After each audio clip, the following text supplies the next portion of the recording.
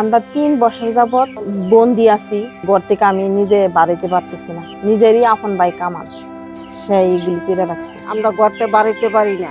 আসা যাওয়া, খাওয়া পিন্ডা যা আছে সব অসুবিধা। কারো কাছ থেকে সহযোগিতা পাইতাছি না। কোনো মানুষে আমাদেরকে কোনো করে না। তাদের কাছে আমার একটা আকুল আবেদন, সে যেন আমাদের এই রাস্তাটা কইরা দেয়। চারদিকে উঁচু দেওয়াল। প্রথম দেখায় মনে হতে পারে কোনো জেলখানা, কিন্তু না, এটা কোনো কারাগার নয়। এটা একজন পোলিও আক্রান্ত মানুষের মাথা গোঁজার ঠাঁই।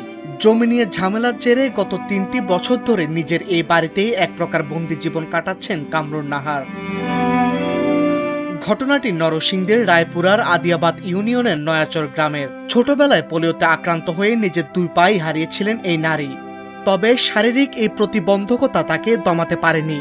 সেলাইয়ের কাজ করে নিজের পায়ে দাঁড়িয়েছিলেন, লড়াই করেছিলেন জীবন যুদ্ধে। কিন্তু সেই লড়াকু মানুষটি আজ নিজ ঘরে বন্দী। অভিযোগের আঙুল উঠেছে তার আপন ভাইয়ের দিকে। জমি জমা নিয়ে বিরোধের জেরে বোন কামরুন নাহারের যাতায়াতের একমাত্র পথটি বন্ধ করে দিয়েছেন তিনি। অবস্থা এখন এমন দাঁড়িয়েছে যে জরুরি কোনো প্রয়োজনীয় বাইরে যাওয়ার উপায় নেই এই নারীর। বেঁচে থাকার জন্য চাল ডাল কিংবা ওষুধ আনতে তার বড় বোনকে এখনো মই বেয়ে দেয়াল টপকে বাইরে যেতে হয়। ভাবা যায় এই যুগেও এমন কষ্ট।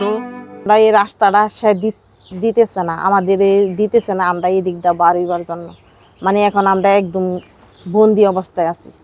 মানে আমার আপু সগম দিয়া মানে যা কিছু প্রয়োজন পড়ে, একটা মানুষ চলতে ফিরতে তো অনেক কিছুই প্রয়োজন পড়ে। এগুলি আমার আপু মনে করেন সগম ভাইয়া অন্য বাড়ির জায়গা দিয়া আনা নেওয়া করে। সে আমরা যে দিকটা দলিল করছি, সে 1.5 বছর পর গিয়া ওই দিক দিয়ে দলিল করছি। এই কারণে সেই জোর করতেছে। সে কিন্তু আমাদের 1.5 বছর পরে দলিলটা করছে, কইরাত সে জোর করতেছে যে না আমরা দিত না এই দিকটা। পথ বন্ধ হওয়ার পর থেকে বন্ধ হয়ে গেছে কামরুন নাহারের আয়ের একমাত্র রাস্তা সেলাইয়ের কাজও। ফলে বর্তমানে চরম অভাব আর মানবেতর কষ্টের দিন কাটছে তার। আসা যাওয়া, খাওয়া পিন্ডা যা আছে সব অসুবিধা। আমরা কারো কাছ থেকে সহযোগিতা পাইতাছি না। এই সম্পত্তিটা আমরা পিতৃ সম্পত্তিও এবং আমার আম্মায় দলিল করেও দিয়ে গেছে। স্থানীয় জনপ্রতিনিধিরা বলছেন তারা কয়েকবার বসে 2 পক্ষকে নিয়ে সমাধানের চেষ্টা করেছিলেন, কিন্তু কোনো লাভই হয়নি। উল্টো পুরো বিষয়টি এখন আদালতে গড়িয়েছে। আমার কাছে আমারই একটা আকুল আবেদন, উনি যেন আমারে এই রাস্তাটা কইরা দেয়। কোনো মানুষে আমাদেরকে কোনো করে না। তাদের কাছে আমারই একটা আকুল আবেদন, সে যেন আমাদের এই রাস্তাটা কইরা দেয়। এই বিষয়ে অভিযুক্তর বক্তব্য জানতে তার বাড়িতে গিয়েও তাকে খুঁজে পাওয়া যায়নি।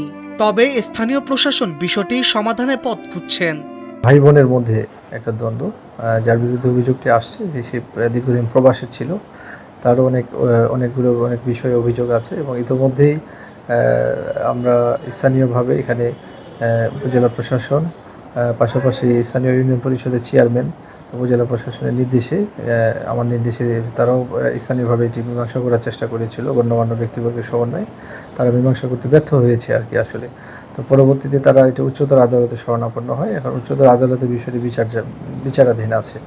আইনের জটিলতা কেটে অবসান হোক এই বন্দি দশার, এমনটাই প্রত্যাশা স্থানীয় ও ভুক্তভোগীদের।